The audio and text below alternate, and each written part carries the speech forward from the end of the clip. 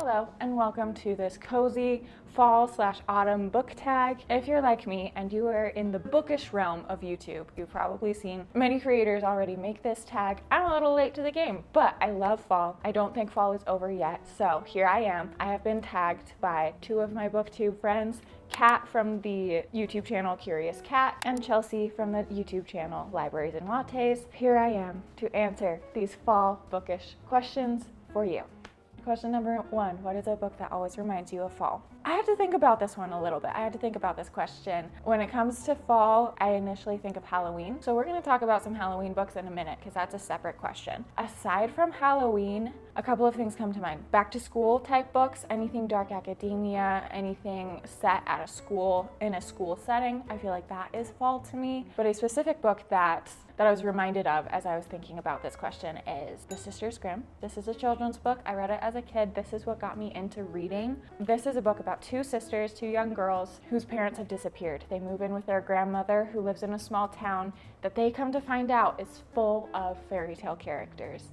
And so it's this kind of quiet, magical town, kind of tucked away in the woods. These mysteries start taking place and these girls help to solve these mysteries. I love that this book has mystery in it. I love that there's a little bit of this whimsical fairy tale magic in it as well. The setting of this little town kind of tucked away in the woods also gives me fall vibes. So that is a book that I would say reminds me of fall. Question number two, what is my favorite fall book cover? Lobizona and its sequel, Cazadora, I think have just stunning book covers. Lobizona I particularly love because it's got the black and the orange coloring, which reminds me of Halloween. And then, yeah, look at this cover. This is gorgeous. This book is a YA fantasy about a girl who is a werewolf. In this first book, she goes to a school for magical beings, and she learns about her werewolf powers and how to harness that. This is so fun. I love the representation in this, so that adds a layer to the story to just get you thinking about real world things, which I love when a book, especially a fantasy or something like that, that I don't expect to get me thinking about the real world, gets me thinking about real world issues in a way that kind of helps me understand better. And I just love this book for that. I think it's a really great balance of magic and also the real world. Highly recommend Lobizona and its sequel, Cazadora. What is my favorite autumnal drink to read with? That would definitely be tea. I love tea all year round, but especially in the fall. My favorite kind of tea is chai. I love the cinnamon, spicy taste of chai. Strangely enough, this is not chai. This is actually the Yogi vanilla spice, but it has that same kind of cinnamon flavor. That is my favorite drink. Question number four, do you prefer to read late at night or early in the morning? Definitely late at night. I am much more of a night owl, and I feel like reading before bed really helps me to sleep better. I feel like that's nothing new. You probably heard that before, but it definitely helps me to sleep better when I read before bed. I also love just making a cozy atmosphere for myself as I sleep. So I've got Christmas lights strung up on the wall in my bedroom. I turn those on. I like to light a candle. I just make it super cozy and just have super warm lighting. And then I sit down and read. It is lovely. What spooky books do I recommend for Halloween? I love Halloween. I have a couple of different Halloween recommendation videos. I think the top books on my list for Halloween, two classics to recommend to you. The first being Frankenstein. I feel like everybody should read Frankenstein at least once in your life. Who's really the monster in this story? That's kind of the main central theme and focus of the book, but there's so much more to it. I've read the book 3 times now, and every time I feel like there's something new that I focus on, that I connect with. I just think everybody should read Frankenstein at least once in your life. The second classic, this isn't going to be for everybody, but I really loved it. This is Carmilla. It is a vampire story, and it was written before Dracula. It actually inspired Dracula, so there's that. It is about a female vampire who preys on a young girl. There's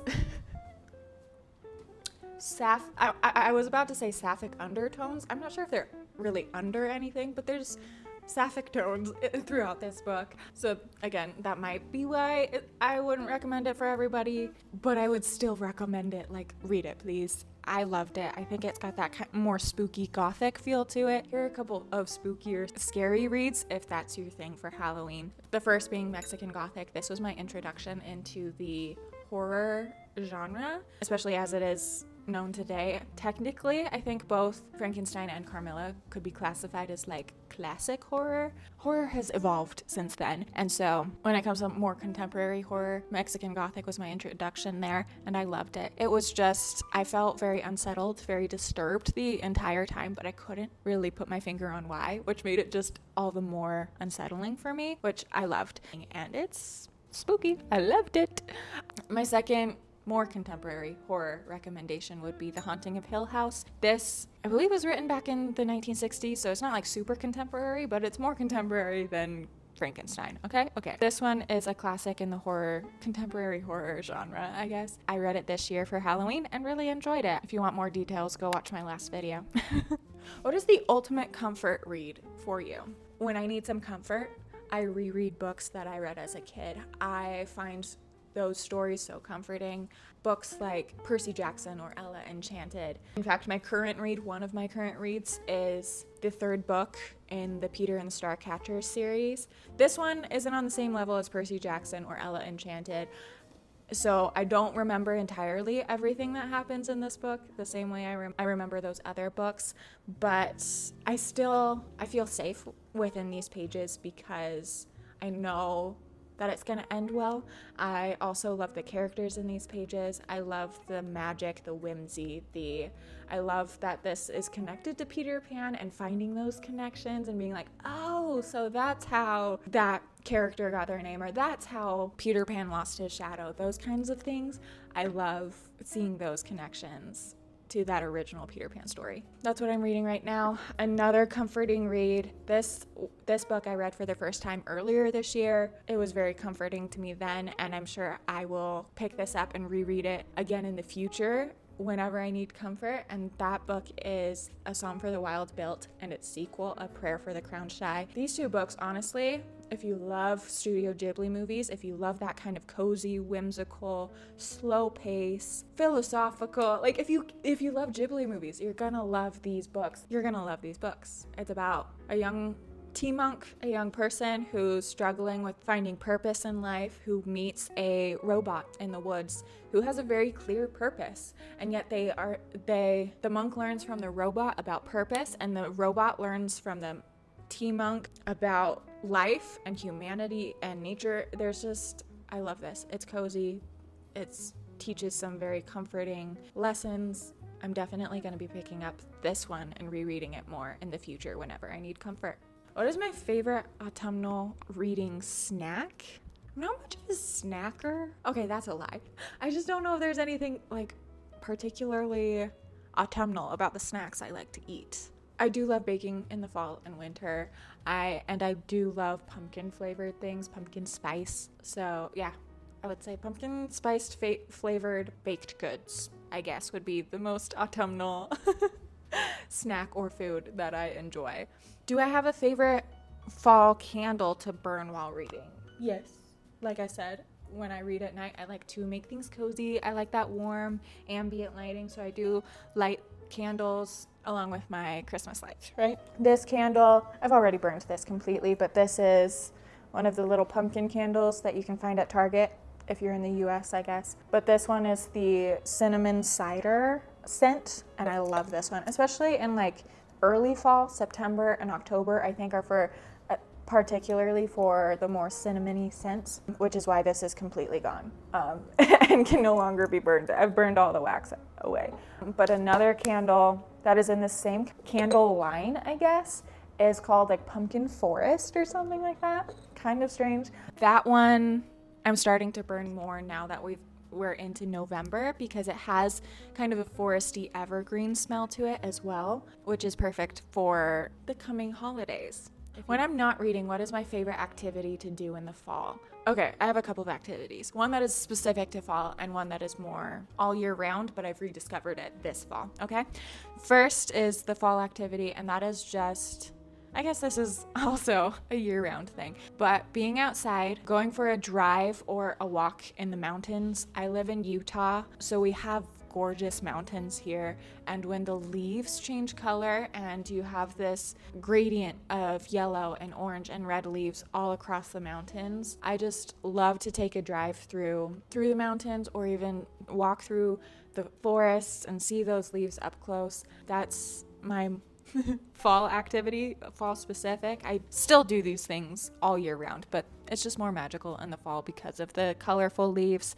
And then an activity that I've recently rediscovered in my life is playing piano. A family member was recently getting rid of their piano, so I have recently inherited an electric piano, and I've been playing a lot more, and so that is something that I've rediscovered this fall and I'm really enjoying. All right, and the very last question of this fall reading tag is, what is on my fall reading list? We are towards the end of fall, so the reading list that the TBR that I created at the beginning of the fall, I've read almost all of those books. If you want to check out that TBR, I'll link the video somewhere so that you can watch that if you're interested. I've read almost all those books at this point. One book from that list that I am still making my way through is Braiding Sweetgrass. I didn't intend for this, but it's perfect timing for me to be reading this because here in the US it is Native American Heritage Month, and this is written by a Native American woman, and so I'm loving learning more about her culture